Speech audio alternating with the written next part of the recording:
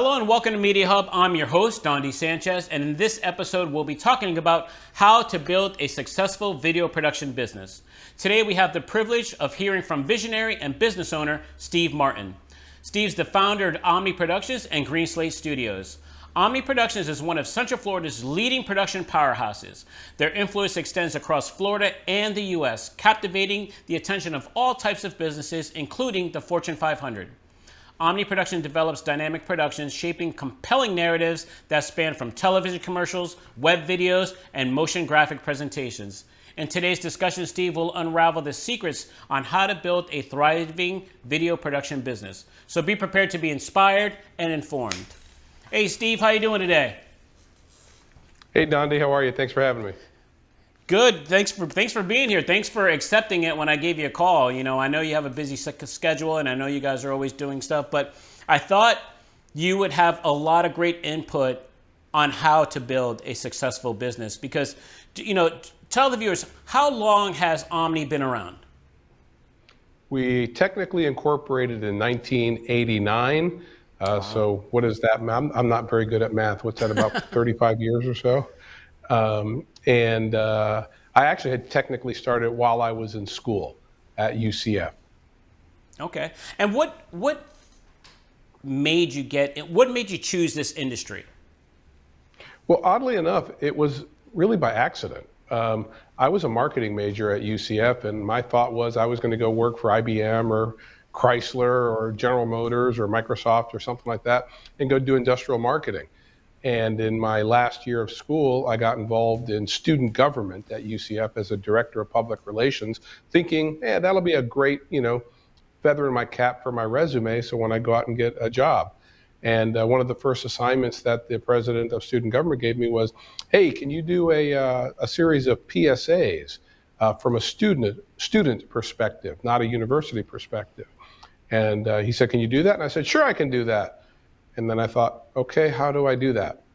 And I got involved with Professor Keith Fowles at UCF and a couple of students, one of which is Tim Bartlett, who is still a dear friend to this day.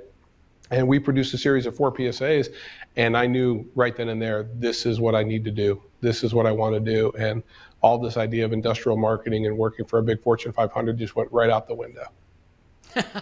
I can see that. When you first got in, because you said you incorporated back then in '89, right? But did you just freelance, or did you already just start as a company and have people with you, like subcontractors or whatever? How did that start? How did you form it? Yeah, I started off as a company. While I was in college, I was actually paying my way through school as a disc jockey. So I had a company, and I was out there, getting clients and things like that. And I started doing some wedding videos and things like that back in the 80s. So I had an idea that I was going to be a company right from the get-go. Okay. And what types of jobs does Omni Productions work on? What type of jobs do you do? Right now, mostly we do corporate and broadcast work, a lot of Fortune 500 stuff, and a lot of small business. It's just it's a good mix. One of the things that I have found over the years of being in business is I try not to have too many eggs in any one basket. I like to have lots of legs on the stool, if you will, so that when something goes down, something else can pick up. Okay. And how about, everybody might have their own definition of what success is, right? What would you say, or what do you consider a successful business? There's some obvious answers. Success is partially financial. You have to be able to make a living, and you have to be able to feed your family and take care of things, obviously. But it goes well beyond that. And I like using the word effective instead of successful. One of my heroes is a guy named Stephen Covey, wrote a book called 7 Habits of Highly Effective People. And the principles in that book are really all about integrity and all about being effective in everything that you do, both personally, professionally, the relationships with your friends and your family, your work, your employee, your boss, whatever the case may be. And that's what I have found. And the relationships that I have built over the years, being in business are probably the most lasting and important ones. The jobs come and go, the clients come and go, the relationship with staff, with freelancers, and some clients too that you just become very good friends with. Yeah. With Omni, when you first started in '89, was it just you, and then you would just call, friends that you knew that were subs in the industry to come and help you? Is that how you started? Yeah, exactly. It was when I first started this company, it was me in my college apartment. In the corner of the bedroom, it was my desk and my dot matrix printer, and and that's how I started. It was a very small operation. Shortly after I got married, I decided that I was going to put all of my effort into this. And my wife was an engineer, so it afforded me the opportunity for us to live off of her salary for a good couple of years. And I just plowed everything back in. We got a small office close to the house, and it just kind of grew from there. When do you think it was the pivoting moment for you to say, you know what, I need to start bringing some people on staff and help me? Because That everybody actually hits that happened at pretty some point. early. Okay. That happened pretty early, actually. I started off by hiring an admin person so that I could be, out in the field doing my work and selling and doing all the things necessary to pull the business along. And I didn't have to worry about answering the phones and, doing the paperwork and paying bills and all of those kinds of things. And, um, and then I think it was probably in the early 90s, mid 90s, where we had built up a staff of about 4 or 5 uh, full time people, and that was probably a pivotal moment because at that time I didn't know what I didn't know. Remember, I didn't go to school for production. I don't have a degree in film or television or radio or media or anything. I'm a marketing guy, and so bringing in people who knew more than I did about production was, I think, one of the best things I ever did, because I recognized that I didn't know what I didn't know. And so bringing in guys that had broadcast experience, had worked at television stations or networks, was really, really helpful. Yeah, that's a good point. I'm going to ask you this because even though you have over 30 years now in the industry, right? But do you still follow that? Do you still bring in other people, or do you have staff that have the television and film background since you have the marketing background? Do you feel like, okay, let me stick to what I know still. My this is my realm. This is what I do, and let me bring in the staff that will help me and substitute to really round out the whole business. Because if you have the marketing down, which is usually for film and television people, that's not what we have. You know what I mean? When we're learning that, so you're kind of opposite. So you brought in the film and video expertise, right? Yeah, and over 30 years, even a blind squirrel like me finds a nut every now and again, and I've gotten pretty proficient in production, and I shoot and I edit and I do a lot of production tasks. But to that extent, I'm not the best editor we have. I'm not the best shooter that we have. There's people who are better than me at those things, and we rely heavily on them, whether they're staff or a group of freelancers that are really part of a close knit group of people that we hire over and over and over again. Yeah. Do you feel what's in your from what you did and growing the business and stuff, the choices that you made as far as the people that you brought in, right? You said you brought an admin person first, and then you started bringing other people. Is there something that you would want to give advice to some of our viewers? Like, is that the right way to go, you think, or would you do it any different? I don't think I would do it any different, but I'd be hesitant to say that it's the right way for anybody else. I think, as and you're probably in the same boat here, as a small business owner, you just have to look at your environment. You do a SWOT analysis, a strengths, weakness, opportunities, and threat. The strengths and weaknesses those are internal analysis. What are you good at? What are you not good at? And then look at the external environment, the opportunities and threats, things that you have no control over but do have some effect on your business, and then figure out where where you need to be. If you have holes to fill them. If you can take the lead on something, take the lead on something. So I'd be really hesitant to say that that my way is the way for anybody else. So, and everyone's different. And within this business, people are into the entertainment field or not like we don't do much entertainment work. Right. And every one of these little nuanced parts of the business are different from each other. They have different groups of freelancers and different clients and different networks and things like that. So it really varies. Yeah, it does vary, especially because most of the people that have video production businesses are creative and they don't have the business mentality part, you know. That's a majority. That's a majority, you know. And it's very important that if you are going to start, that you must take some type of financial course or some type of business course, you know, online, you know, YouTube, something to help you Yeah, run the business. Would you agree with that? I would totally agree with that. And It's a to business. this day, do you still, you know, are you still learning on how to grow it? Oh, absolutely. Yeah, I make mistakes every day, What type of and stuff that's do how you we do? learn. Yeah. What type of What's stuff do that? you do now? What type of stuff do you do now to help continue grow your business? As far as like I learning just and learning. Well, from a learning standpoint, I am really staying up on economics. I'm trying to always figure out what's going to be happening around the bend.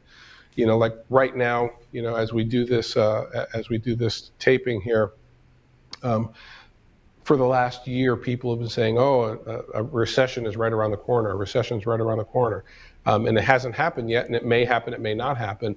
But paying attention to what's going on in the macro environment, like you said, those opportunities and threats are really, really important because not everything just falls within the area of your control. You have to be aware of what's going on around you that you have no control over, but may present an opportunity for you. I'll give you a perfect example. You know, we started Omni back in 1989 when we incorporated, and it wasn't until 2010 that we launched Green Slate Studios. And that was just a function of opportunity. In 2010, we were in the middle of a nasty recession after the financial collapse in 08, 09. We hadn't Yeah. quite recovered yet. And we were fortunate enough by that point to have owned our own building that we're in. And Omni used 2,500 square feet of a 6,500 square foot building, and the rest we leased out. Um, and one of our tenants was having a lot of trouble. They were just flailing, and he approached me and said, "Hey, look, I know I still have almost a year left on my lease, but my business is failing, and I'm going to close up shop. Would you let me out of the lease?" And we came to an amicable term to let him out of his lease. And I immediately called my real estate guy and I said, "Hey, I need to find somebody to rent 2,000 square feet." And he just flat out looked at me and said, "It's a really bad time to be looking for a tenant right now. Can't you use the space yourself?" And my first thought was, no, I can't use the space myself. And then I started thinking about it, and we decided to take this 2,000 square feet and convert it into a studio. Um, and at the time, it was kind of thought, that's not a really smart move. You're in the middle of a recession. But in my experience, calculated risks work out, and more often than not, they work out if you've thought it through carefully. The recession's not going to last forever. Now's the best time. Contractors are willing to deal because they don't have a whole lot of work and so forth and so on. And so we dropped, I don't know, $70,000-$80,000 in a build out for a studio in the middle of a recession. But of course, the recession was short lived. It's over, and the studio has been a great success ever since. So we zigged when everybody else zagged, and I've done that a couple of times. Sometimes successfully, sometimes not so much. And so Yeah. it's capitalism. You put your capital at risk. Yeah. But you also put your by the way, you said a lot there to unravel, believe it or not. Like, because I'm the same way. I do watch what's going on in the world, and I do watch economics. And the same thing, like if you listen to all the gurus right now, they're all saying different things. Oh, we are going to go into recession. Oh, we're going to have a soft landing. Oh, this is not going to. At that point, you just got to let it play out, and you make your calculated decisions, like you said. But Correct. you did something that was good. you put the money in yourself, in your own business, because that's something that you can control the outcome of what it Correct. is, right? And as a business Correct. owner, that's what I think all of us need to do. You know, if I'm a controlling person anyway, so let's just put that out there. You know, I would rather, if it's going to fail, let it fail because of me, not because of I've trusted somebody else. And I don't know if that's the way you are, but that's the way I am. You know, it could be good or bad. I'm not saying it's good, but when during a recession, it's more like invest in yourself, because you're going to know the outcome. You're going to know how hard you could work. You're going to know where the money's going and what's going to work or not, right? Yeah, and you also know, and forgive me, my voice is a little bit That's crackly okay. here. I'm coming down with a little bit of a cold. You also know the nuance that nobody else knows. You know what your quiet strengths are. You know what your quiet weaknesses are, and you know what's going on around you. So you can't. I'm not saying you don't take the counsel and advice of other people, but nobody knows your business like you know your business. And if you don't know your business, then that's a fault that you need to fix, because you need to know where your strengths and weaknesses are so that you can exploit opportunities when they Yeah. come, and then you can avoid the threats when they come. Right. Good advice. So I would like you to give advice to, let's say, the person that's already been in the industry. He's a freelancer. He or she's a freelancer. He's been in the industry, let's say 7 to 10 years, right? And they're looking to advance. They're looking to move up, or grow now from a freelancer and starting a business. What advice would you give them? Be very, very careful with the transition. And because as a freelancer, you're used to getting your work from, say, another production company or a group of production companies that hire you.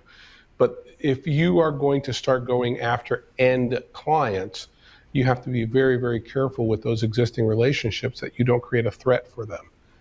So be thoughtful about it. I'm not saying don't do it. I'm just saying be aware that if all of your work comes from production companies that work with end clients and you start going after similar end clients, that may not end well for you. Okay. All right. Anything?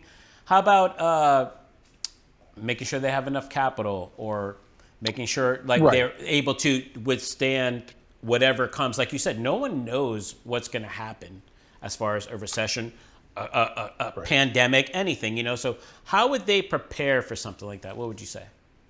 I mean, I would say be true to your strengths. So, for example, let's say that you've been a freelancer and you've been doing camera work for the most part, and that's going to be your strength. Well, maybe the answer to that is to go after more camera work with additional people. Maybe you buy some gear, maybe you do things like that. Um, I think the biggest problems that small businesses have is that they try to be all things to all people, and they end up being none. So if you generally, as a small business, you don't have the resources to market like you would if you're a huge Fortune 500. And if your message is muddled, I'm a cameraman, I'm a DP, I'm a this, I'm a that, I'm a the other. If you're also, making candles, and then you're also doing something. There's ridiculous examples, you know what I mean?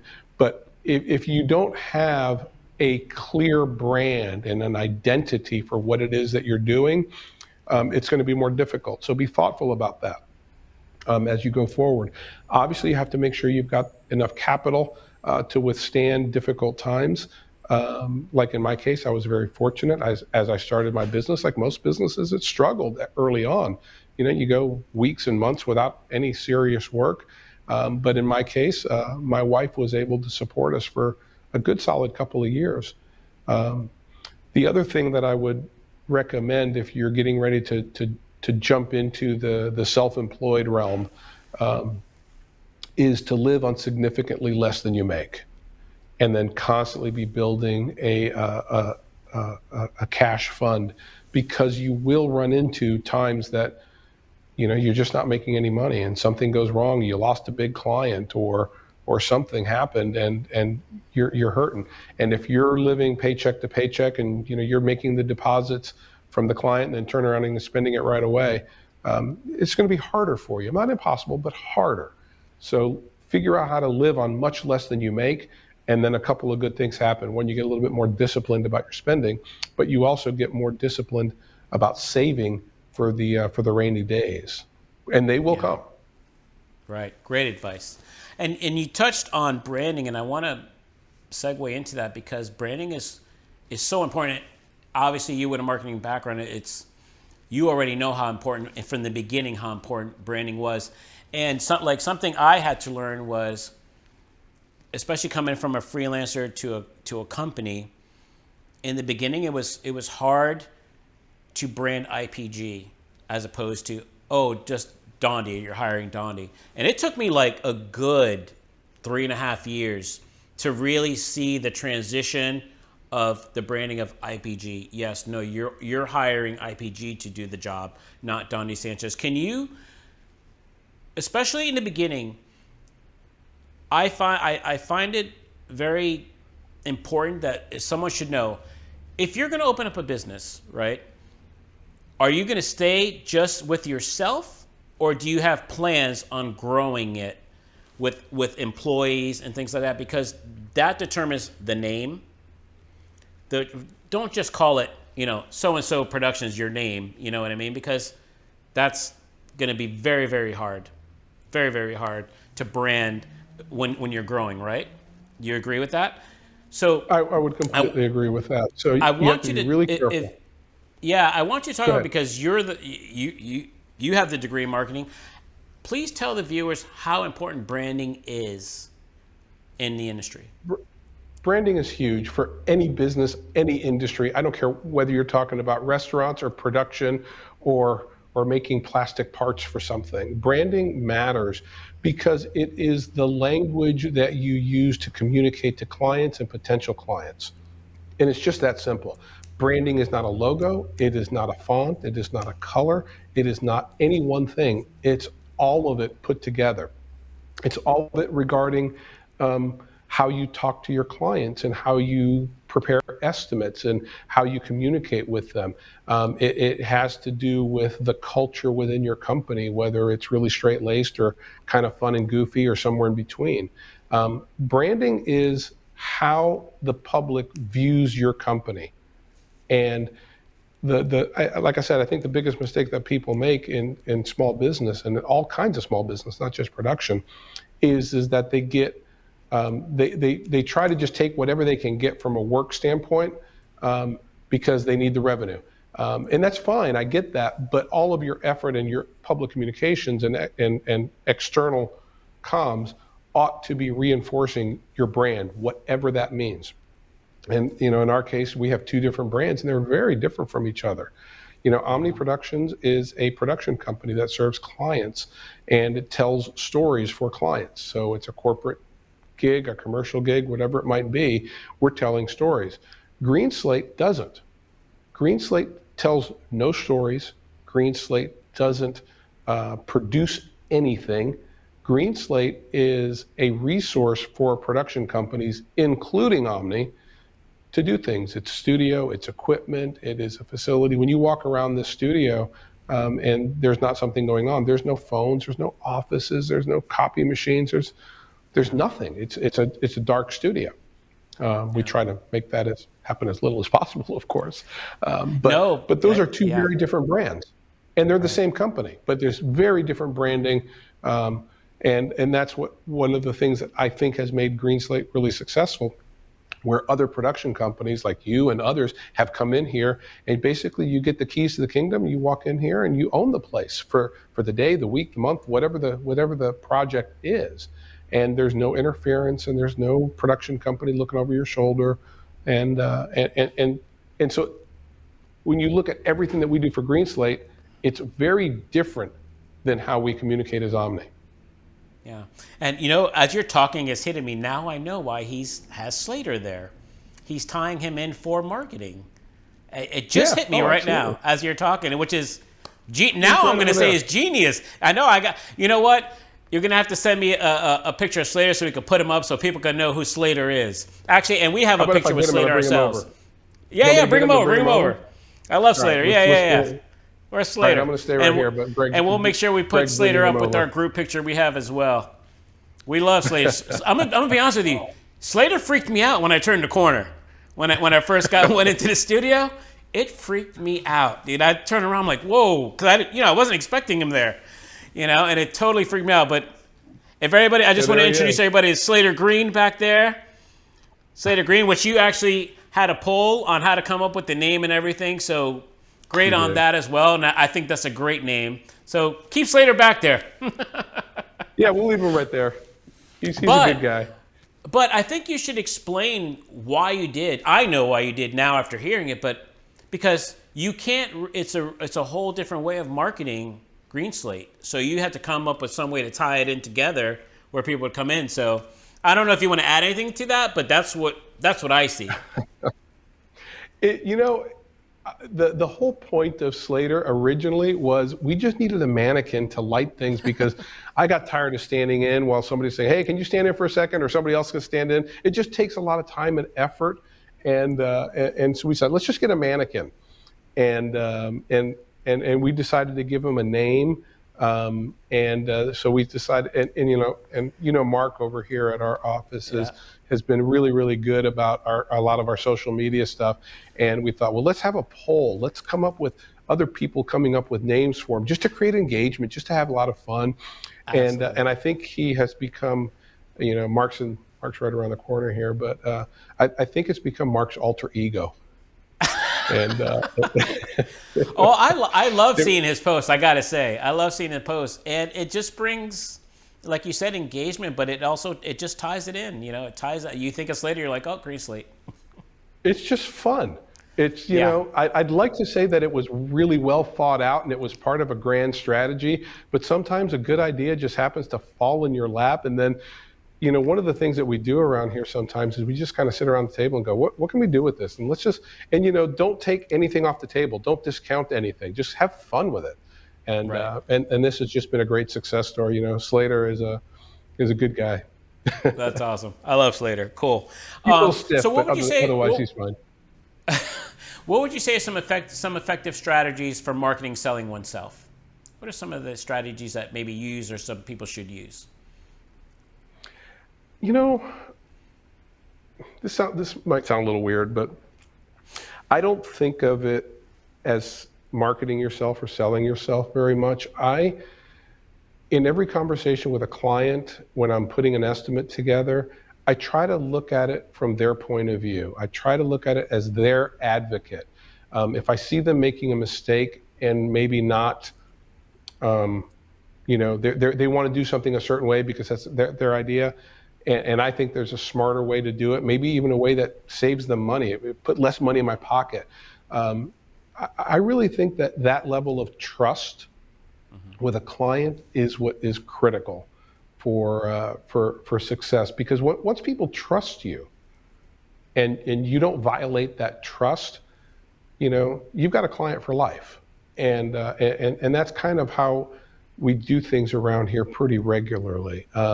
Every now and then, client will say, hey, I want to do this. And, I think you and I were actually talking about this one client that ended up doing something else completely different, didn't hire either one of us. And he told me what his budget was. And I had to just flat out tell him, I said, I don't think I can figure out how to spend that much of your money, sir. I just really can't. I don't think it's necessary. I think we can do it like this and like this and like this and be much more efficient. And maybe I don't understand enough, so please tell me more.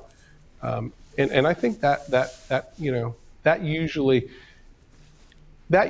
plays really, really well, I think, with clients. And more importantly, it plays good with me because I don't have to think about what I said. I just tell them what I think. Yeah, that's good. Good advice. I'm going to take you back a little bit to when you first started Omni, right? And like you said, you didn't have a lot of money. Right, but you still have to market yourself. You still have to take certain steps to try to get clients, right? What did you do back then to land clients? How did you market yourself? How did you do that to get your first client? Well, back in my day, we had I actually advertised in the Yellow Pages. Wow. This was a big thing. This is how, the whole idea is that you have to be present at the moment that a client is interested. Now today that is online, but when I started this business, it was the Yellow Pages. That was the only real thing to do because it was a one-to-one relationship with the buyer. The client is like, I have a need, I don't know where to go. I open up this big yellow book and I start looking under video production, and then I look at the ads and I decide which one is speaking to me, and which brand is closest to what I think is what I need, and that's all there is to it. That's how I did it back then. Now, obviously, it's a lot easier because you've got social media, you've got pay-per-click advertising, you've got all kinds of things that are very real and very powerful, and they are very accountable. You can put money into a pay-per-click advertisement campaign, and within a month, if it's working or not. When you do things like Yellow Pages, you're committing to an entire year, and the feedback comes in, and you can't make any changes for another year. So that's one example. The other things is, when I first started, again, this was back in the days when I was still doing weddings and things like that, like in the 1980s. There were shows, there were events that you can go and get a booth and hawk your wares and show samples, and off you go. I gotta say, we don't do like, that especially when you said Yellow Pages, like, for people that don't know, like, Yellow Pages were not cheap. No. That is not like guerrilla marketing when you first start out and you're doing, it's you're spending some money there in the very beginning. That's impressive. I was dropping like $1,500 a month in Yellow Pages advertising in the 80s and early 90s. I don't even spend that much now on pay-per-click. Yeah. And that's whatever the value of $1,500 then to now is, about $500. So yeah, Yellow Pages was a big deal. And of course it was the only game in town unless you wanted to do broadcast. Right. Or billboards or newspaper advertising or something like that. But it worked. Let me ask you this. How would you differentiate yourself from your competitors? You could back then and even now, like let's talk about now. How do you do it now? How do you differentiate Omni from other? Because here in Central Florida, you got to think Central Florida has hundreds of video production companies. How do you separate yourself from the others? I don't know that I know how to answer that because I don't spend a whole lot of time thinking about my competitors. I'm kind of aware of who's out there and what they do and so forth and so on. But it's all really about the service that you provide your customer and how quickly you can become their advocate for whatever problem they're trying to solve. If they're hiring you, again, I do more corporate and commercial work. If they're hiring you to do something, it's because they have a problem that they're trying to solve. And the quicker you can get to a point where you understand their problem and speak to them in a language that makes sense to them, I think the quicker and easier it is. The reality is that there's very few competitive advantages in technology anymore. Back then, there were the haves and the have-nots. You had really expensive cameras and you had really cheap camcorders, and there was very little in between. Now, the equipment is almost, I'm not going to say irrelevant. It's not irrelevant. Obviously, you have to have the right gear and things like that. But it is, the barriers to entry are not what they used to be. In 1990 and 91 and 92, we invested, for us, what was a pretty good amount of money in what was called a video toaster. This is dating me quite a bit now. Yeah, for sure. But it brought to Super VHS and 3/4 inch the ability to do some of the things that only really big post houses could do in editing. And so that was a huge step for me. But even then, I was only spending a fraction of what the big guys had in terms of their equipment and things like that. So now anybody with a few $1,000s can buy a pretty decent camera. You can buy a subscription to an editing platform, And sure, is it going to look as good as what I'm doing with, this camera here with a nice Rokinon T15 lens that's starting to throw the background into focus? No, maybe not. But it can be pretty darn good, and for very little money. So the competitive advantage is there's not there. It's all about what's your ability to tell a story, to understand the client's problem, and then deliver on a solution. And it's just that simple. How would you go about getting new clients? What advice would you give to someone who's starting out? How to get clients? If you're just starting, Yeah. I will tell you that one of the best things that you can do is find a good charity that somehow aligns with your values. They usually have stories that need to be told, and they usually don't have the money to pull it off properly. So I would suggest that you find a charity, maybe a church, or maybe something like Make-A-Wish, or something that you feel good about helping, and go in there with the purpose of helping. Again, pardon me. And figure out how to help them tell their story. And in the process, you can kind of take control of the creative so that you're not dealing with as much pressure from the client to do it what they want to do, because since you're doing it for free or next to free, you can exert a lot more creative control, and then you end up with really good materials for your own business.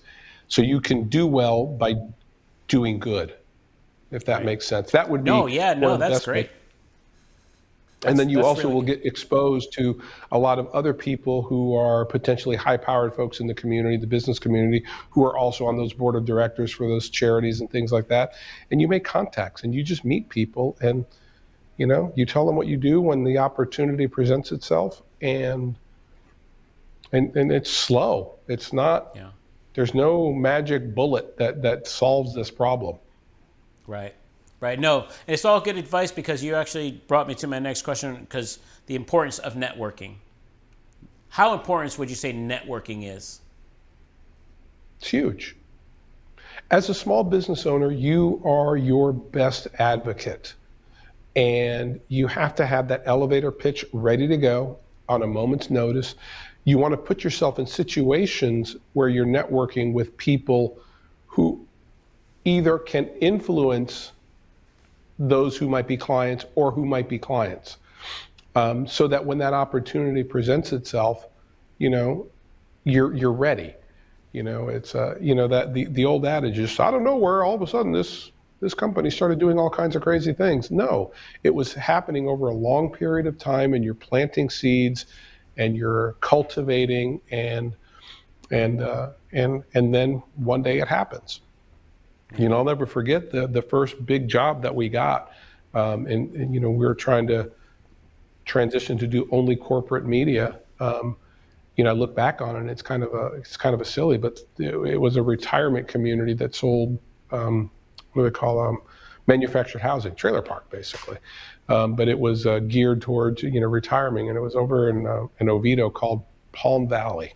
Never forget Oh it. yeah, I know And I went exactly and where it made my is. pitch, and I talked to them, and they called me back about 2 weeks later. Said, yeah, we want to hire you, but we also want you to do this one in Boca Raton and another one in Fort Myers, and we're going to give you, I can't remember the number. I think it was like $10,000 to produce 3 full-blown promo videos. And of course, at the time, no, granted, this is 1991, so $10,000 is a lot more back then, but it Oh was yeah. still a very small number for the amount of work that we were doing. But we took that opportunity, and we gave them a $20,000 set of videos, and we overproduced it because we were looking for that opportunity to show, hey, we can compete with the big guys, and so that's how we did it. And before long, then you start telling people, yeah, that video is a $20,000 video, and you just kind of grow into your own market and your own space. Yeah. And how often does that one that you sacrifice on bring you another one that you make the money back? Right. Oh, more often than not. Yeah. There. And I'm never one to say that it takes the big job. It doesn't. Sometimes it's the little tiny job that leads to something much, much, much more significant. Again, a story that I'll never forget is um, we were in our, I was in my office, and one of the guys that worked for me at the time had a meeting with a client who wanted to do a photo montage for her parents' 50th anniversary. And it was, I mean, that project was so small, it wasn't even on my radar, kind of in Right. the structure of things of what we had going on. But he popped into my office and he said, "You need to come in here and make a reason to come in here and meet this lady. She owns an ad agency. She actually went to, I think it was Century 3, and asked them to help. And they said, no, no, no, we don't do that kind of thing." And, and sent them to this Omni place that they had heard of. And so I took that opportunity to say, "Hello, hi, Sandy, how are you? Nice to meet you. Here's my portfolio," because back then we had portfolios. Remember Right. with the VHS tape. Gosh. Um, and and then she said, "Thank you very much." And we did a little photo montage job for her. And then about a week or two later, her producer walks in and says, "Hey, I got this project. Sandy said that you might be able to help us out with it." And we got all of her work for the next 5 years until she retired and closed her agency. Wow. So Just from I never taking turned that down a small little jump. job. Yeah. So I never never, turned never down a look little down. job, ever. Hey, that's a definite learning experience and very good advice. Very good advice, because a lot of people might think they're just too big for it, you know? Yeah. So I'm Oh, glad that's you said that beneath me. story. Exactly. Exactly. So me and you have been in the industry a long time. We've seen technology just change dramatically, like every 5 years, right? Dramatically, right? Yeah. So what would you say, how important is it to stay up to date with technology?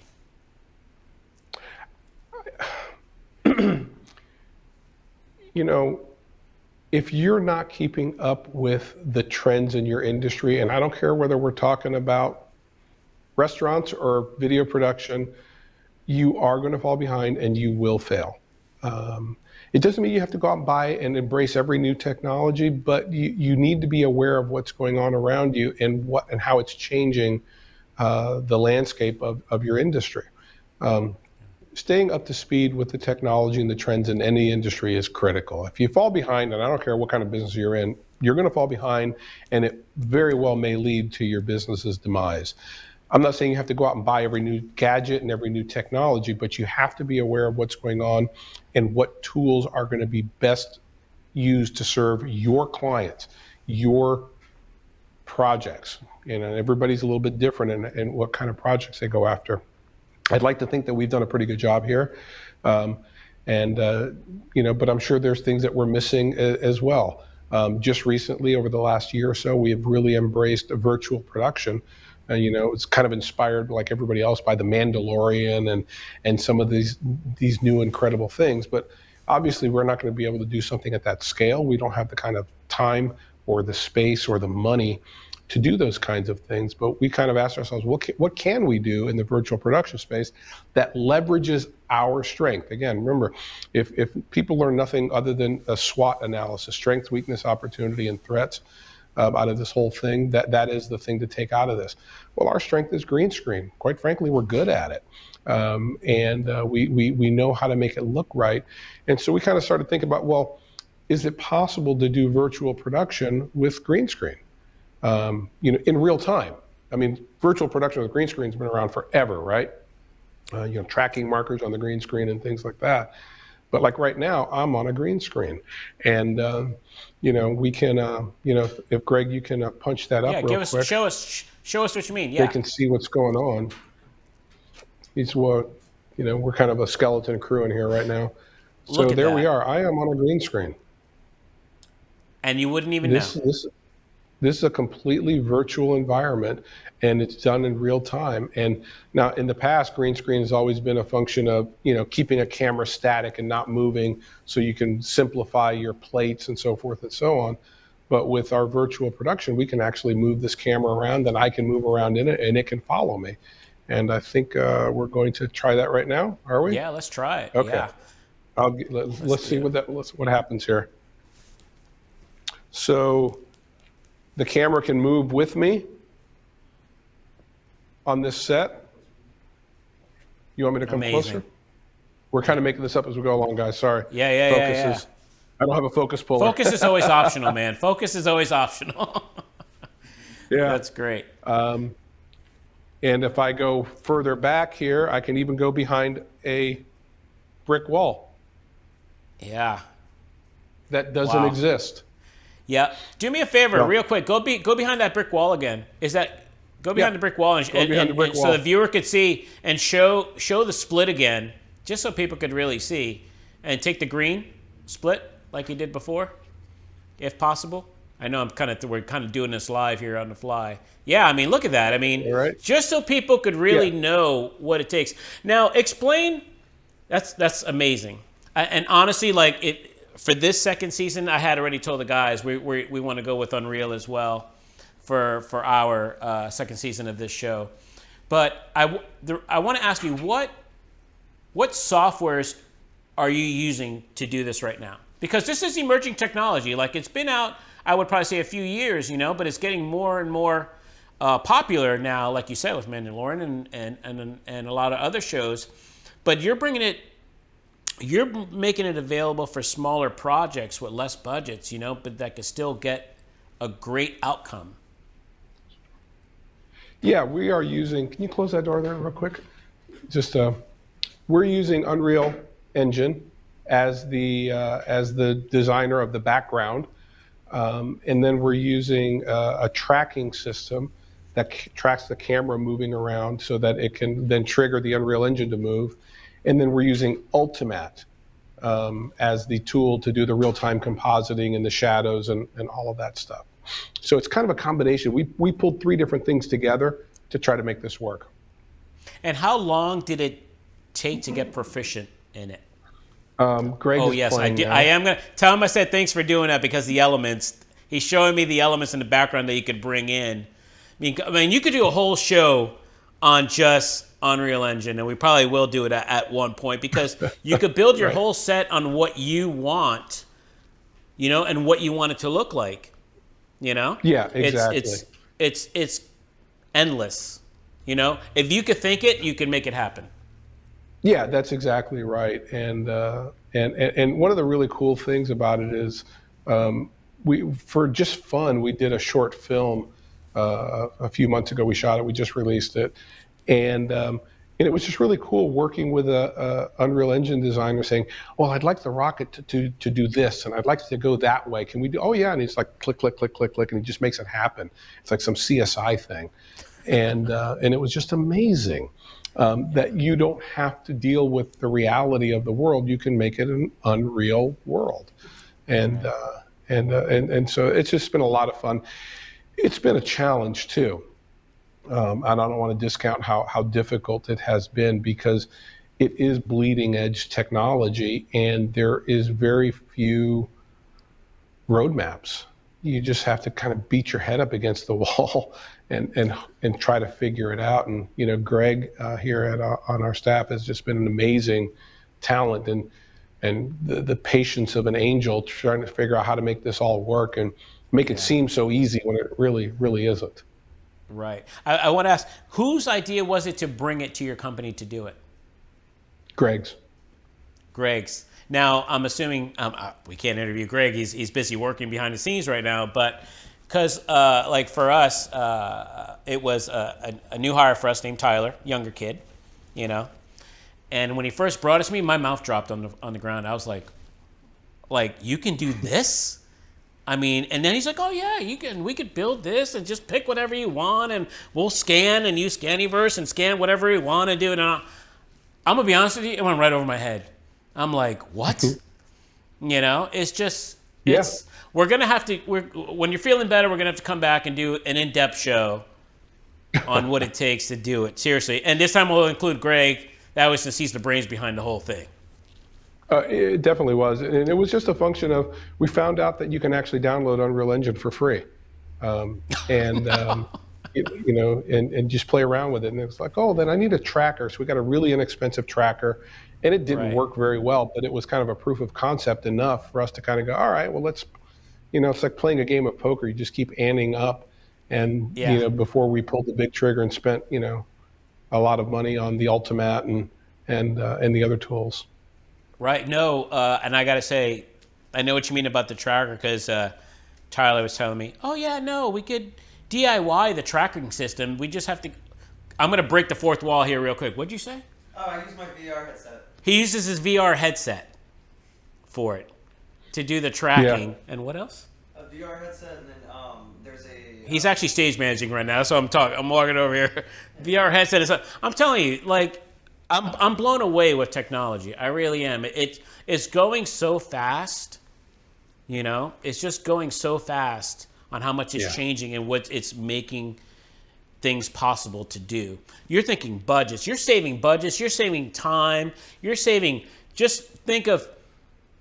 I proposed it to one of my clients, right? That we do commercials for Academy Sports and for Sprouts, because we always have to work at night when the store closes. I'm like, we can build the actual store now, and we could just film the whole thing just like that on over green screen or something like at the View or something like that with LEDs in the back, and we could film the whole thing. You don't have to worry about closing down a store, which the client will love. You don't have to worry about overnights. All that is just makes the whole industry better and better for the client and better for the whole end user. And what you get out of it, simply amazing. I'm very, very impressed. Absolutely true. But at the end of the day, it's still all about storytelling. Yeah, absolutely. And I look forward. I've been seeing your post on your movie, that your little trailers and stuff. Looking forward to it. How long is it? It's only 4 minutes. It's a short. Okay. It's a little short film that we did called Inspiration to Mars, and it started off as just, hey, we need to do another project in Unreal just so we can kind of keep pushing the envelope of what we can learn, but very quickly turned into a passion project of mine. So it was just a lot of fun to do, and a lot of really talented people came together and kind of bought into the story, and we did it. And we're getting ready to release a BTS of it here in probably a week or so. That's awesome. That's awesome. Congratulations, by the way, too. And Thank you. How do you market? So because like you said, once you're working with new technology and you fine tune it for yourself and you make sure you're comfortable with it, how do you go about marketing it to your clients now? Because now it's time to make money with it, right? As a business owner. Yeah, and we will start doing that soon. We are still in the portfolio building stage, to be honest with you. We want to be able to show that we can do multiple different types of projects with it. Getting ready to launch a documentary, again, another passion project of mine called Mi Cuba, which is my story of Cuba that I've never seen from my family having emigrated here, during the revolution in '59 and 1960 and things like that. And then I also want to do something for a charity. And once I have those, they'll have 5 or 6 fully completed projects that are, that I consider, something more than just promo material, and doing that. But the other part for us is it's not just about promoting the VP stuff. It's just bringing more attention to Green Slate as a studio facility. And so, we've just recently booked a shoot for a home garden TV show that's going to be shot here. And I can't know for sure that they found us because of some of this virtual production stuff, but all of that work and that buzz certainly doesn't hurt us. Of course. Well, good luck on it. I wish you guys all the best. Thank you. Now, I'm gonna end with this because, especially being a business owner, when you go home, it doesn't end.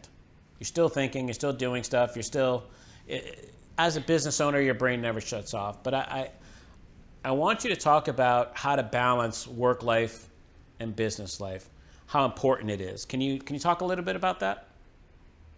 Oh yeah, absolutely. And right now I'm in a mode of a season, if you will, of my life right now where I'm taking actually quite a bit of time off. My son is a college athlete, plays football at UCF, and we are going to every single game, home and away. So every other weekend, we're traveling to some place in the country. I'll jump on a plane to go to Kansas tomorrow when they take on Kansas State. A few weeks ago, I was in Boise, Idaho, for a Boise State game, but we took a week and a half and spent it in Yellowstone National Park, and just seeing God's beauty throughout all of that.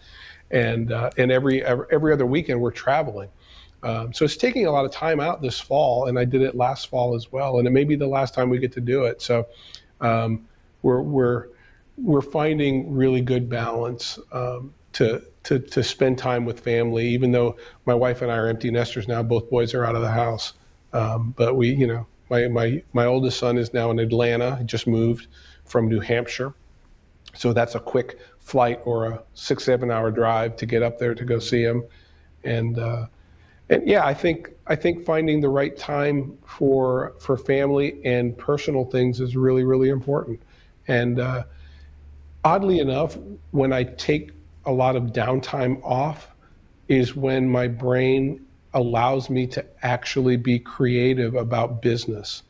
For example, the studio that I'm sitting in was a function of an entire summer that we spent every single weekend. We bought a summer pass for Wet and Wild when the boys were just like 10 and 8 years old. And they would go running around on rides, and my wife and I would just sit on, under an umbrella, and we just kind of, talking about all kinds of things, including, what should Green Slate look like? How should it be built? And what should we do about it? And we spent all summer just working on it. Because if you give your brain enough downtime to think, to just take all the day-to-day stuff out of the equation, there's a good chance that it's going to make some room for you to come up with some really good creative ideas for business too. Yeah, great advice. I had some similar things, so I know exactly what you're talking about. When you do take that time away, and you get to ponder, and you're not, even though I'm gonna be honest with you, it's hard to shut my brain off, but I know what you mean, because my wife and I just went away just for the weekend, and to the beach, and just on a walk for a couple hours. Man, we talked about everything, and that's how IPG actually got started. You know what I mean? Just from there, right. And we're both on the same page and unity. And my wife is awesome. She's just like, let's just do it. She's not the type of if anything, she's like, do it. She's a great cheerleader. So I know exactly what you're talking about. I want to end with this. If I want you to give advice, what advice would you give to the person that wants to start this business? What should they do? Start in this business particularly? Yes.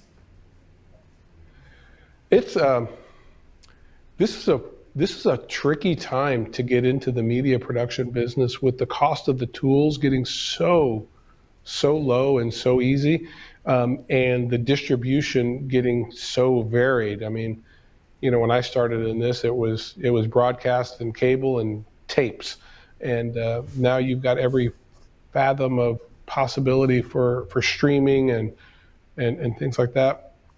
I would just say, try to stay ahead of the game with both the technology for production, but more importantly, the technology for the distribution, because it's going to change. It's going to change drastically. It's going to continue to change. There used to be this sense that you had to go out and spend a boatload of money on equipment and to do things, and the reality is, in some cases, you just don't. So be really thoughtful about that before you jump on a big loan or something like that for a lot of gear. Get the clients first, and get the distribution. And if you can figure out a way to own your own content, that is probably the smart thing to do, because you can stream it and you can put it on your own platforms. So, Steve, I just want to thank you. Seriously, I want to thank you for your time. I know, especially your throat hurting and coming down with a cold. I really hope you feel better soon. I hope you recover quickly. But I thank you for taking the time out to pour into our viewers. It's absolutely my pleasure. Thanks for having me, Dondi. Yes, sir. Until next time, I'll see you.